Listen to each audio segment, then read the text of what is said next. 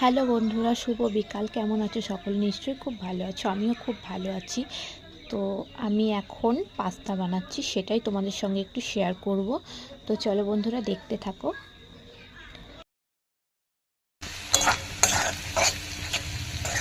এই যে এখানে আমি সবজিটা ভাজছি, আর এই দেখো পাস্তাটা সিদ্ধ করা আছে। আর এই যে এখানে স্যালাড কেটে রেখেছি।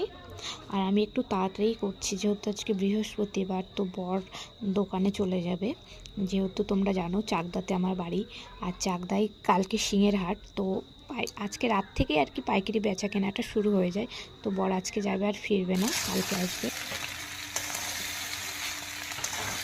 কে কে পাস্তা খেতে ভালোবাসো অবশ্যই কমেন্ট করে জানিও। আর কে কে খাবে তাকেও নিমন্ত্রণ রইল আসার জন্য।